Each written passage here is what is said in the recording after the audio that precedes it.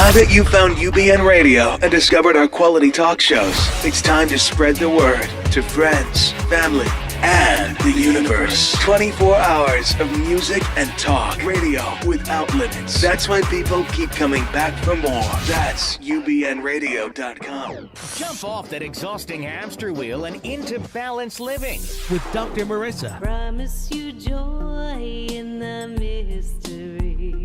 Dr. Marissa, also known as the Asian Oprah. Her mission, to be a beneficial presence on the planet. Her purpose, to be your personal advocate to live, laugh, love, learn. Her life motto, don't die wondering. Take back your life with Dr. Marissa Perry. And welcome. You are tuned into my weekly talk radio show called Take My Advice, I'm Not Using It, Get Balanced with Dr. Marissa. Every Tuesday at naturally high noon out of the Sunset Gower Studios in Hollywood, California with Universal Broadcasting Network. And then every Thursday at 7, Saturday at 1 on my syndicated CNBC News radio channel, KCAA, AM 1050, FM 102.3, FM 106.5, and everywhere. Check your listings on iHeartRadio.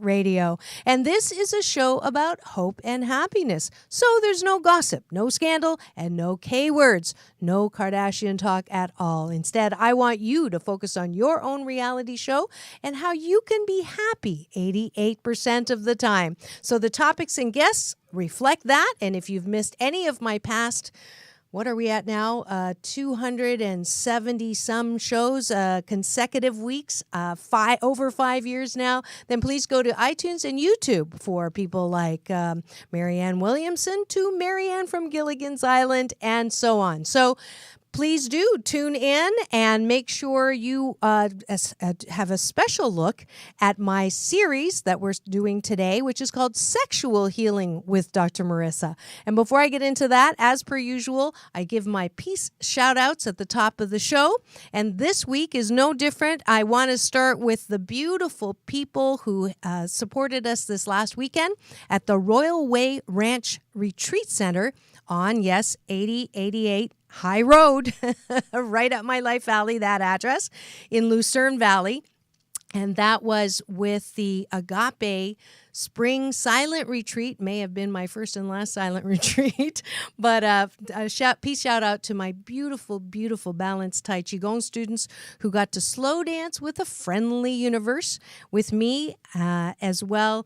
Do a lot of meditating with my big brother, Dr. Michael Bernard Beckwith. And as you can see from the pictures, it was a magical weekend. And I forgot to mention last week another amazing event that I was part of. And that was, I was part of the interview team at Secret Knox, thanks to Greg and Cheryl Snap Connor. This amazing secret, the not so secret anymore, webcam interview with Ed Snowden. For those of you who hadn't seen the movie, it's actually an article right now in Forbes.com, thanks to Cheryl Connor. And she put my photo credit, my first photo credit in Forbes magazine there. So if he's the much loved and much hated whistleblower for wanting the public to know about a surveillance program at the NSA that collects information on, well, everybody. So please do read that. Check out my photo. I'll also be coming out with an opinion piece. So there you go. My broadcast journalism has taken off. Now, this week, right now, you are tuned into my special series, Sexual Healing with Dr. Marissa, the new Asian Dr. Ruth. And why are we talking about sex regularly once a month? Well, for those of you who do remember that first show, it's because for Valentine's, I had Dr. Pat Allen on, who basically says anything. And we talked about, relationships, sex, orgasms, anything to do with pleasure. And I realized that we could talk about this as much as I wanted because it was my show. So I dedicated 1 week a month, the last week of the month, to actually pull the covers off and be open about pleasure and sex, because it is a beautiful part of life, and I'm determined to make pleasure a G-rated topic. So I have, thanks to Maureen McCann, another Peace In, Peace Out, my substitute camera woman at City Cala and friend from CEO Space International, introduced me to two beautiful women. One has over 10 years in the sexual health field. Jamie brings knowledge, understanding, empowerment, and education to clients through individual coaching sessions for sexual health and wellness at the Circle of Life Women's Center. Kolleen Marchand has 13 years of medical experience working as a family practice and women's health physician's assistant. Kolleen has helped thousands of women understand and overcome sexual disorders, and by raising awareness and prompting a sexual positive attitude, they are more happy. She is currently treating patients at Westside Medical and has a special interest in bioidentical hormone replacement therapy. So without further ado, please welcome to the show Jamie Checketts and Kolleen Marchand. Hi, Dr. Marissa. Thank you so much for having us on your show. Absolutely. Thank you for filling in so quickly. We had some communication hiccups, as you could tell at the start of the show. There must be Mercury retrograde, because the Markells were supposed to be on to talk about pivoting in the bedroom, and there was some changes in numbers and emails, and so they'll be on next week for those of you who are tuning in thinking. But I was able to find at short notice some very, very knowledgeable and very excited to ask you some questions about men and orgasm. So let's just get started with that, because I've actually had shows talking about the 11 different kinds of pleasurable instances or occurrences in women. And I read in your material on your website that there's actually two different kinds for men. So let's start right there. What are the two kinds of orgasms that men can have? Men can have two types of orgasm. Penile orgasm as well as prostate orgasm, which is stimulation through backdoor play. Okay. Yeah. I didn't know that. And so did you know that, Jarvis? No, he's saying no. My son, he's like, nope. So is this the kind of thing that you teach when people come to you? Or tell me about how you started in this area. I think that's probably the best way to start. Well, I started as a sexual health and wellness coach. I've been in the sexual health industry for 12 years now, had an in-home business that sold adult toy products. I know one of your interviews talked a little bit about that. Mm-hmm. And through that, giving a lot of education at parties, these women were very confident in coming to me with their questions, concerns, and issues. And then it was actually my OBGYN that asked about specific coaching things for his clinic, which is what the Circle of Life Women's Center is. I love that name, by the way, the Circle of Life. That's actually the name of one of the forms that I do in Balanced Tai Qigong. Oh, so it's perfect. Perfect. And Kolleen? So I've worked in medicine. I've been a physician assistant for 13 years, 6 of which was specifically OBGYN. And I met Jamie doing the home parties as well. So we both just have the type of personality where people feel comfortable. And I don't know if it's my face or what it is, but women come and they are willing to tell me, they say, I've only met you for 5 minutes, but I feel like I want to tell you blah. And they just open up to me. And they tell me things, I help them work through it. And I found in doing that and treating all of these patients and meeting women at the parties, there is some major sexual dysfunction in this country, and the ways that we think about sex and our bodies and unfamiliarity of our bodies is unreal to me, and it needs to change. Mm-hmm. The way that we parent our children, the way that we talk about sex with shame and guilt and negativity needs to change. Yes. It's a problem, and I see it in my clinic. And if we could find a way to stop the way and stop the cycle, stop the way that we are teaching these things, sex should be a positive thing. It should be something to be enjoyed and embraced. And explored Right. and thought of as a positive thing instead of negative and scary. Yes, you couldn't have said it better. That's exactly why I do this series. That's why, I'd heard that statistics that up to 85% of women fake, as well as are very uncomfortable with the way their body looks down there. They're not, there's a lot of the shame, there's a lot of the embarrassment. Would you say it's more women than men that fall into that category? I would say yes, as far as my patients go, but you still have men who come in. It amazes me how many people, they come in for a problem down there. And they don't even say the words. They have something that hurts or a rash, and I'll ask them what it looks like.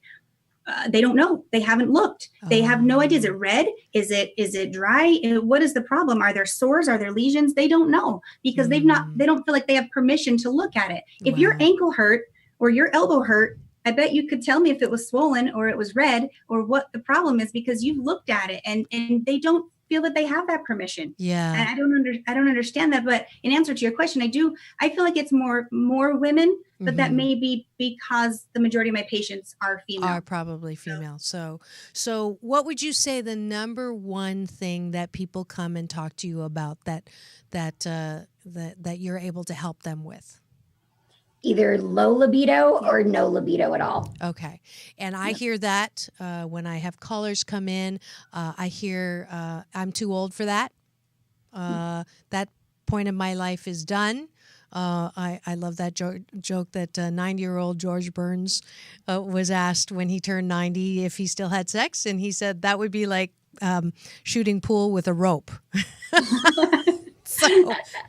So tell me about that. So tell me about what is it true that after a certain age you're not supposed to have a libido, or you're just, it's okay, there's nothing wrong with you if you don't feel like having sex? I wouldn't say that there's something wrong with you if you don't want to have sex, especially if it is together with your partner. Communication is always key. Okay. Communication. And there's so much more to intimacy than just sex. Mm-hmm. And if both partners have gotten to the stage in their life where they both feel like neither one of them really wants sex, maybe that is a time that they want to have connection and intimacy without the sex. And that is absolutely possible. That's the same sort of thing that, young teens go through when they're trying to be intimate, but they have not had sex yet, or things like that, is just becoming more aware with what works for you and your partner at the same time. So I don't think that it has to do with age. There's not a limit.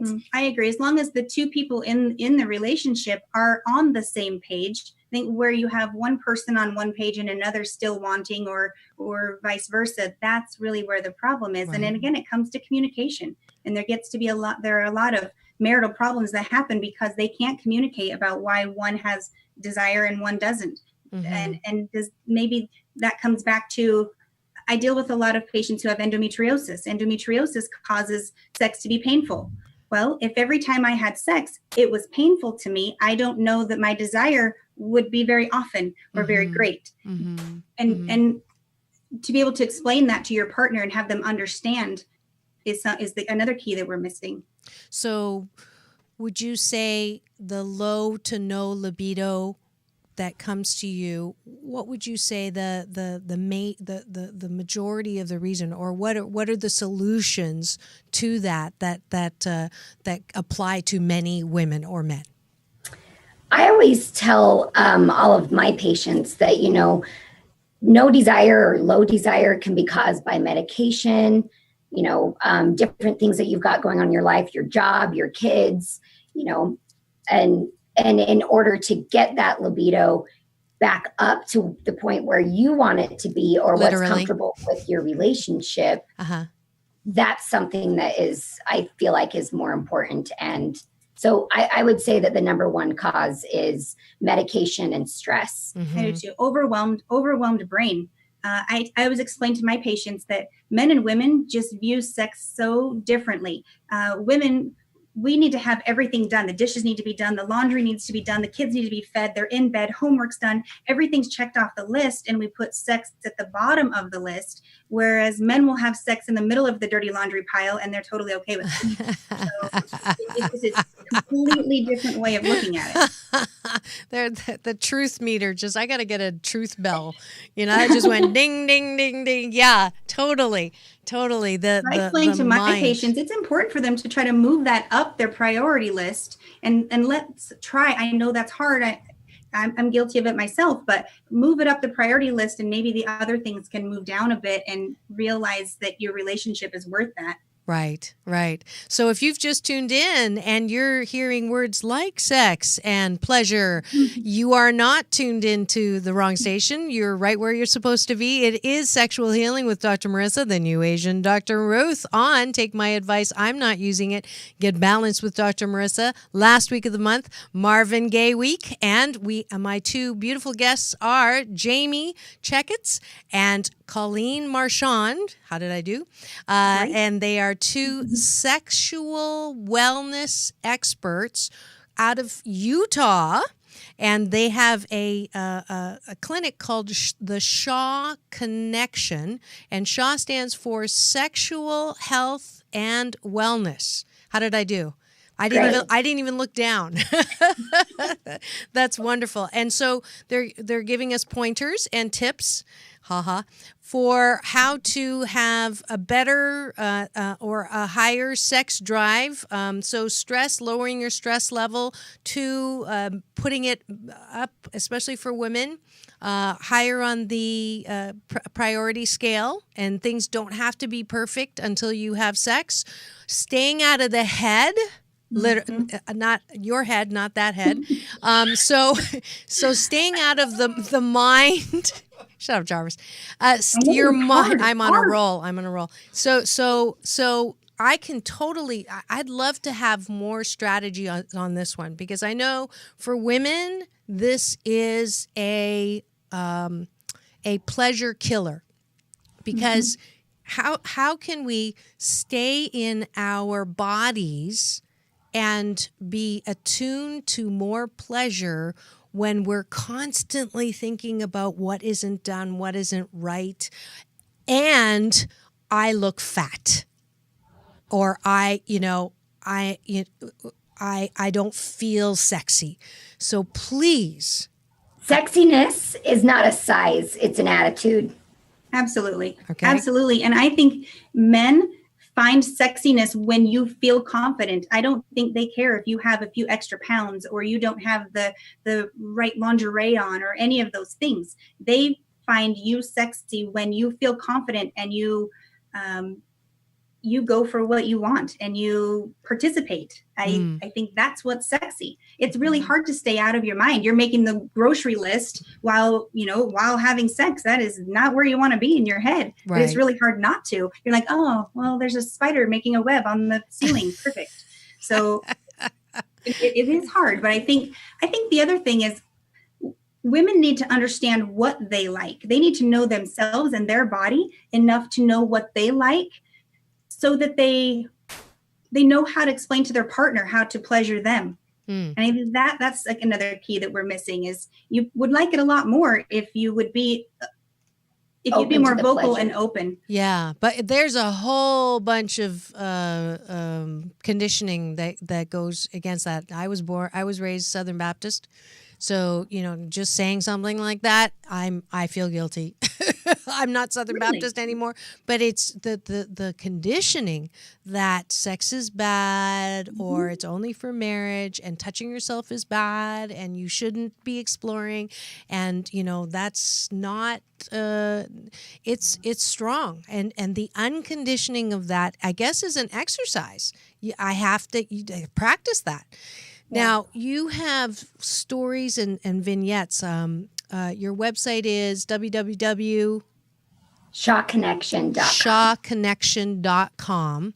And you have actual I read your stories on there, and you have services that you provide to help. So if, the wonderful thing about technology now too is if you're not comfortable in person, you can also do some coaching either by Skype or by phone. So stay tuned, because the Asian Oprah giveaway today is 2 sessions, one with each of our guests, valued at about $100. So stay tuned to the end of the show, and you'll find out how you can take advantage of their coaching.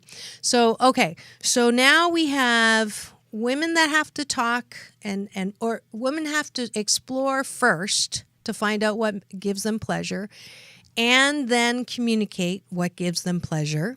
Yes, stay out of the head, stay out of the stress.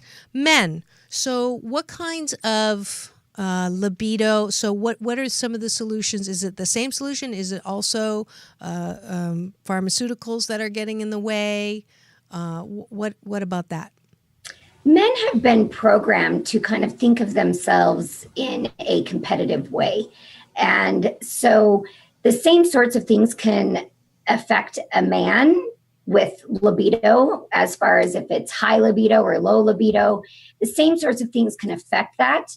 But I feel like the ripple effect and the snowball that happens from that is a little bit bigger with men, because of their competitive side and thinking, well, if I'm just not in the mood, then I don't have to worry about erectile dysfunction or something along those lines. They don't have to necessarily worry about it if they're just not in the mood. They don't have to let somebody else down or feel like they're not providing if they're not in the mood. Does that make sense? Yeah. Now, is there a downside to Viagra? Is there a downside to taking, things to overcome the obstacles? In a medical sense, or yes, both in a emotional, sense? all of the above. So I actually have some friends who don't want to let their partners know that they are actually taking Viagra, because they don't want their partners to think that they're not attractive enough, number one. 2, they don't want to admit that there's something wrong with them. That's number 2. So is there a downside? I think there can be a couple of downsides. One of the downsides is if the partner is taking Viagra and then has a higher libido or wants sex more often, but their partner is not on board with that, of course, you're going to create a bigger divide between the two. Mm-hmm. Then you have one. I just see lots of arguments, and it's one of the things that we're taught to ask: is your wife or is your partner and is she supportive of you taking this medication, because now you want it 4 or 5 times a week and have the ability, and if they're both older in age, he may have erectile dysfunction and she may have vaginal dryness or other issues that endometriosis make intercourse hard for her. So you fix one side of it, but you don't address the other side. Now you create a big divide there. Right, which is no sex for years and years and years. I don't know how many couples that I have worked with. My first question when was the last time you had sex? And it's like 2 years, 5 years, and it's like, oh, well, I wonder why there's an issue. Absolutely. So it's one of the questions I first ask is, do you want to have sex with your partner? Do you like your partner? Because sometimes they don't particularly like them. Therefore, you don't want to have sex with someone that you don't particularly like. And right. I don't know. That's a hard one. That's a hard thing for them to get to acknowledge and actually see. There's so many issues that come.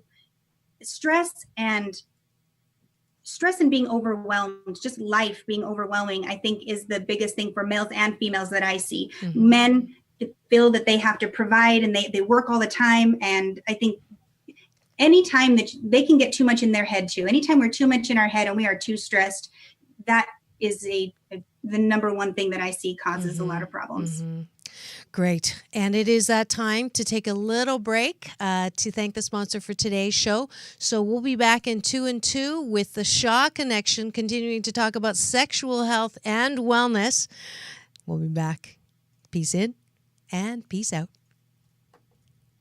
Do you have a business or a plan to start one? Do you use contracts in your business? Make sure you do it right.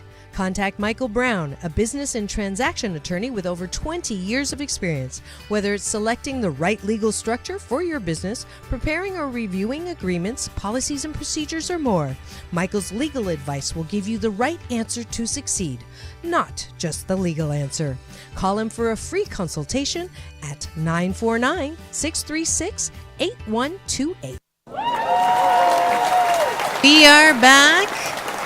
You are tuned in to Take My Advice, I'm Not Using It. Get balanced with Dr. Marissa every Tuesday at naturally high noon out of the Sunset Gower Studios in Hollywood, California with Universal Broadcasting Network. Every Thursday at 7, Saturday at 1 on my syndicated CNBC News Radio channel, KCAA, AM 1050, FM 102.3, and FM 106.5, and everywhere now on iHeartRadio. And today it is Marvin Gaye.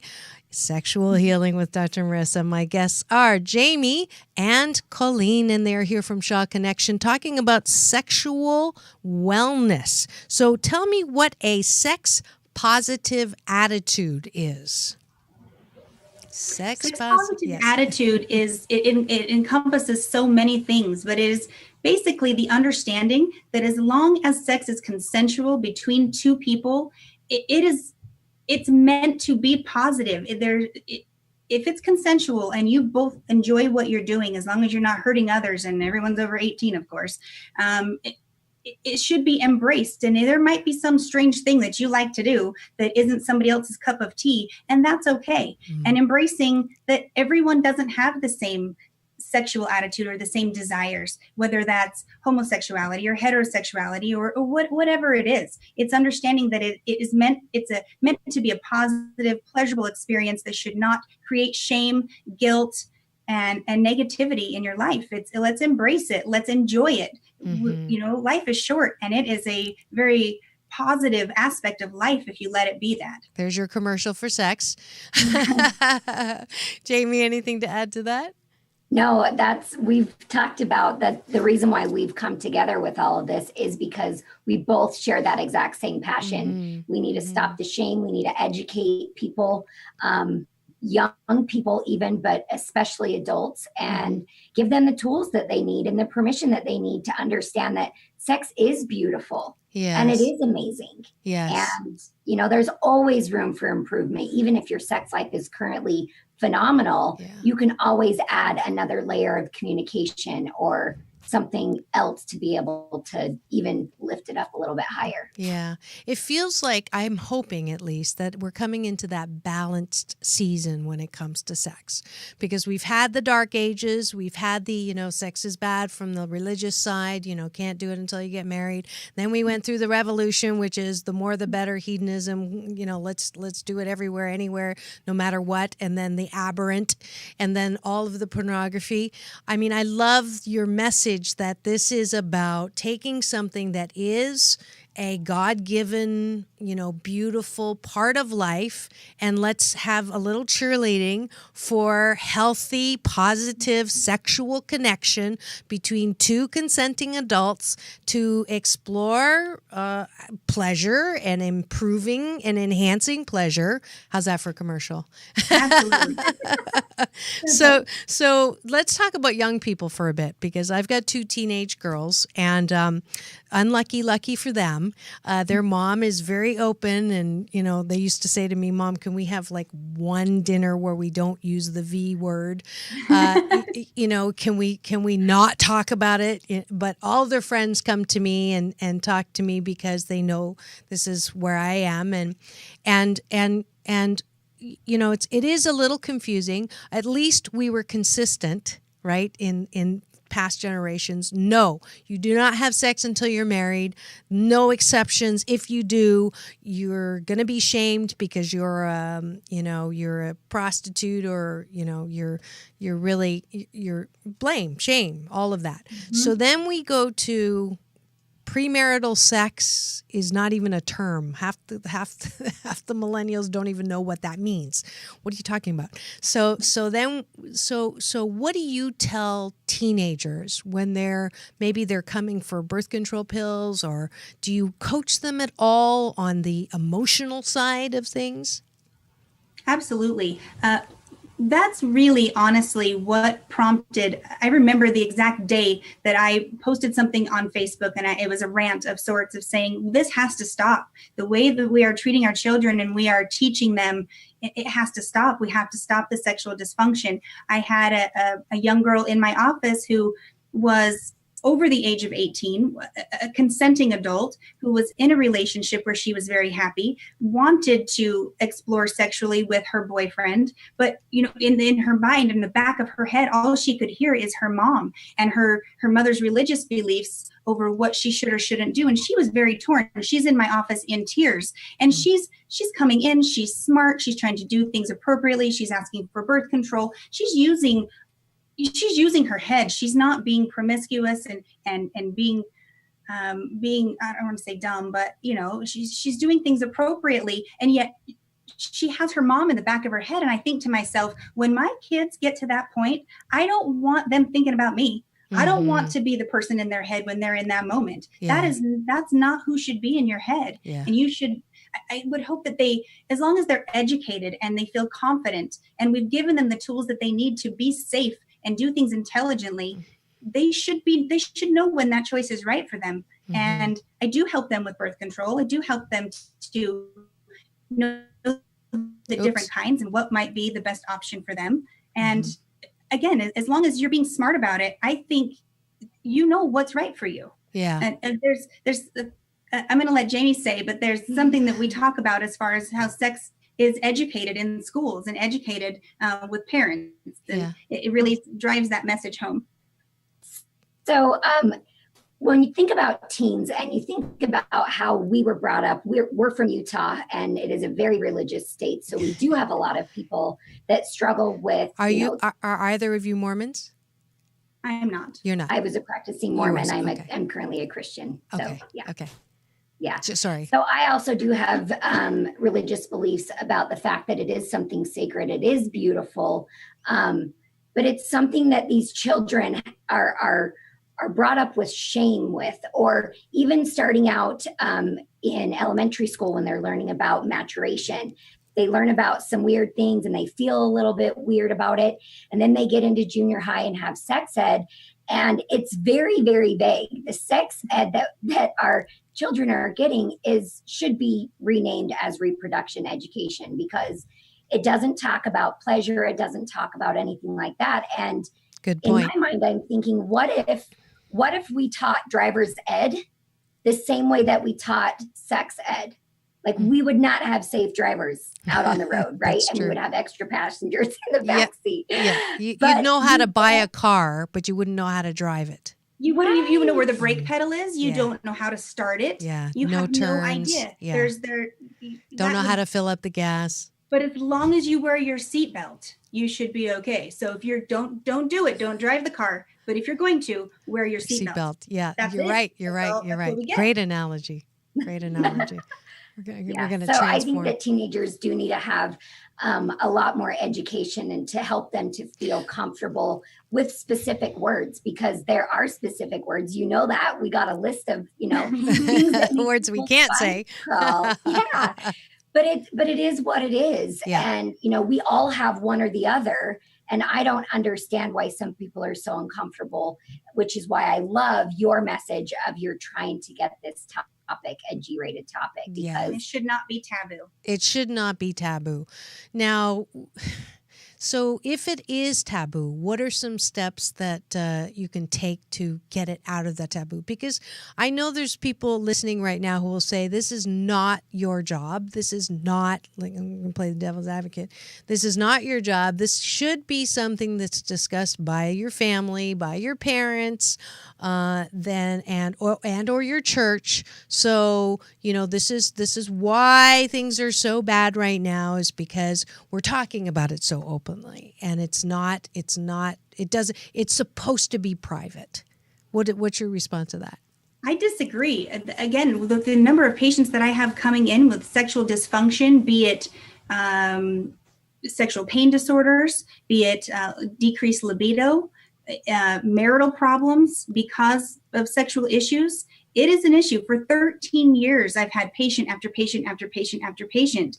And I feel as though if we could turn this around and we could change the way we think about it, the way we educate, the way we talk to our children, there would not be females or males, I'm sure, but I see mainly the females coming into my office at 30 and 40 years old, and they've never had an orgasm. You have a little area, a doorbell, if you will, of 8,000 nerve endings. Its sole purpose is for pleasure. Yes. And a lot of people don't even know where that is. Right. They don't know where it is. How is your partner supposed to know what that is or how to use it and how to pleasure you when you don't even understand it? Yeah. And I think that is its sole purpose. Right. And that is, so you see 30 and 40-year-old women coming into your office who have never had an orgasm. That just blew me away. They're on their third marriage. They may have 3-4 children, they've never had an orgasm. Okay. So they are only using intercourse simply for reproduction, and it is so much more than that. Mm-hmm. Mm-hmm. I also like to let people know that sex can still be good without achieving climax. You don't necessarily have to reach climax to enjoy sex, because 87% of women don't achieve climax with just intercourse itself. You do need to have external stimulation. And a lot of women think that they're broken. Yeah. I just had that come up last week. A patient said, is that normal that I can't have an orgasm with just intercourse? Absolutely. Again, the statistic is 87% cannot. You have to have some other form of stimulation, whether that's 80%, back up here. Hold on. I heard a statistic. 87% of women cannot reach orgasm with just intercourse. Is that what you just said? Intercourse alone. Okay. Correct. 87%. That's a lot. That is a lot. So I'm going to keep my mouth shut. So I just had a flash of a T-shirt that says "Life is too short not to have an orgasm." So we can definitely have that for the women who, and I bet those are the same women who are saying they fake. I'm guessing. Absolutely. To make the men feel like they're okay. So should not feel embarrassed that they don't know, they think there's something wrong with them, and so they don't want to be that girl either. So they fake it so that not only for him and for his ego, but for themselves. They don't want to be that girl. Yeah. And people should be able to feel safe and comfortable enough, especially after I have guests like you on the show. I mean, if your ankle hurts, you go to your doctor or your physical therapist because you want to get that looked at and taken care of and improved. So if you are not having joy and pleasure and happiness in your sex life, which is tied into your well-being, Shaw, then go seek someone. When your car breaks down, you go to a mechanic. Why do you not go to someone when something so important to you isn't working? Yes? Absolutely. Okay. Absolutely. And if you have a medical provider who is not open with talking about it or is not on that same page, find someone else, because there are those of us out there who will talk to you and who will try to help and who don't judge and will listen. Yeah. So great. Now, you take insurance? Are you? Yes. You're in a provider. Yeah. So you're gonna. Well, even though I'm not going to talk about where insurance is going or coming or whatever, Trump, Obamacare, Trump no care, whatever it is. So take care of your sex life is the bottom line here. Yes. Perfect. To clarify though, the coaching is not through insurance. The coaching is private, but it's worth it. It's an investment. It's an investment. Yes, it's an investment to your sex life. And I do have to say this, even though I'm probably going to get slammed for it. I want to go back to something you said at the very beginning around stress and medication.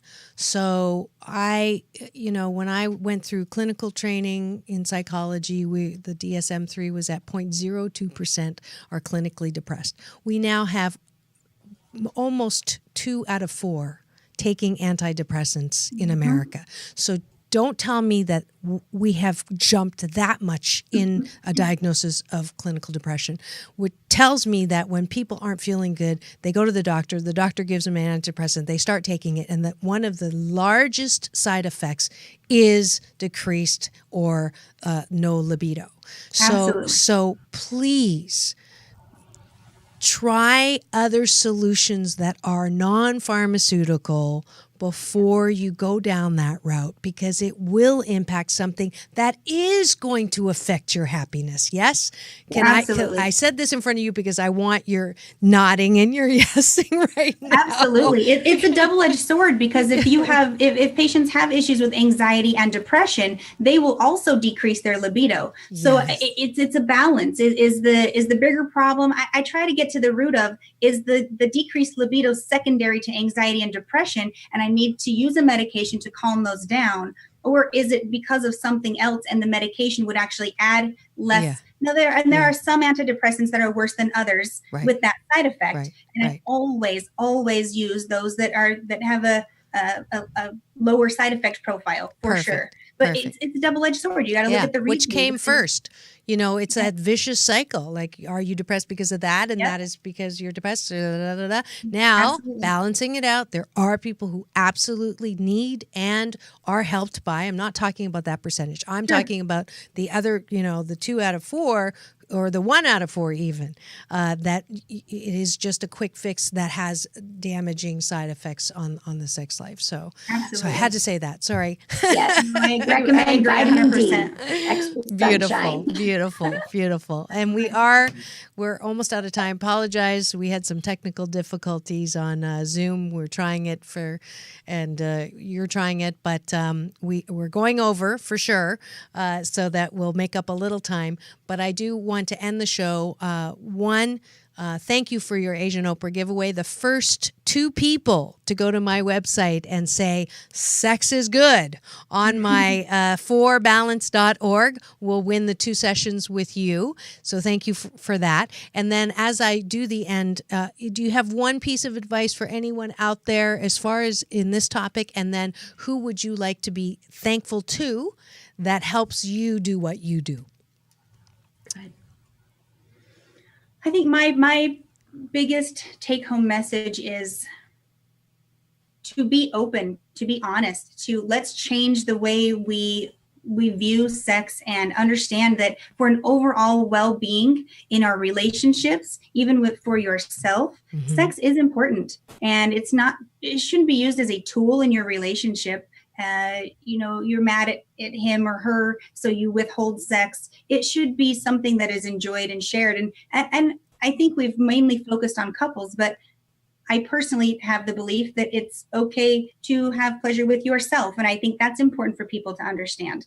And some don't agree with that, and I understand that. But I don't know that if you don't have a relationship for 4 years, that you should just not have any sexual pleasure for 4 years. So I think the big thing is let's open up our minds and our hearts a little bit and see it on a bigger scale, see it as something beautiful to be shared and to be enjoyed and explored. Beautiful. Do you have a prescription? How many times a week? Not really. I think it comes down to the specific couple. I know I'm that so 300 orgasms competitive. a year I have to know the cholesterol. number. It does decrease your cholesterol. So yeah, if you have high cholesterol, it'd be more. Okay. Beautiful. Thank you. You bet. And you? And I think that my takeaway is that, everybody, whether you're abstinent, whether you're a virgin, or whether you have an active partner, everybody's having sex with themselves or somebody else, and everybody wants to improve it somehow. So get the communication that you need, get the education that you need, educate yourself, and empower yourself to love your life, to love your sex life, to love your partner, to love you. When you love you, when you feel comfortable with you, everything else will just kind of balance out. Beautiful. Beautifully said. And who would you like to thank? I would like to thank Maureen. She was great. Yes. Maureen, Yes, you can. that's All right. great. I would like to thank you for having us and taking Absolutely. a chance. A couple of women you didn't know. No, but we're all aligned, and I'd like to give them the Dr. Marissa Beneficial Presence on the Planet Award. for the work that you're doing in Utah. I think it's, especially in Utah, I think it's a great thing that there's an alternative to the shame that might be out there, right? Absolutely. Yes. It's a big problem here and everywhere. Everywhere too. Thank you so much. That is Jamie Checketts and Kolleen Marchand with the Shaw Connection. And we're going to do a very quick balance bar to finish out the show. It is round 72 coming up on June 1st of the 21-day fast from complaining. Get your app on both stores, made by teens, so that you can try to help make everything better by not complaining. I promise you'll feel better about yourself, and your whoever your significant other will also appreciate that very much. If on the last round you did complete 21 days consecutively without complaining, please do contact me, drmarissa.tv, and I will give you a prize. The next Balance on the Beach mini retreat is coming up on July 15th after I get back from Vancouver and Houston, so save the date. You can pre-register online. Next week, I have a very special guest who will help you once and for all stop sabotaging yourself. I met author, speaker, and coach Chris Salem at the CEO Space International at the Forbes rated #1 business conference in Florida. And so he will be my guest next week. I also forgot when I did interview Bernie in September, the heads of that organization, that if you'd like to sign up, please, for a special Dr. Marissa rate, go to welcome.ceospaceinternational.com/Dr. Marissa. So if you're an overachiever, perfectionist, or feeling hopeless about your future, or know someone who resembles that description, then be sure to tune in next week for another scintillating episode of Take My Advice. I'm not using it. Get balanced with Dr. Marissa Pay. That's P for positive, EI. And remember, it's all about balance. Peace in and peace out.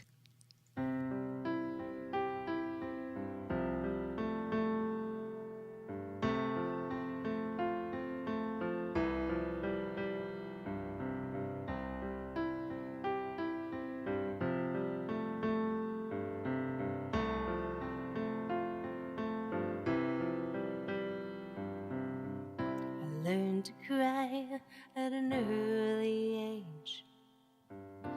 People around me, my heart in a cage.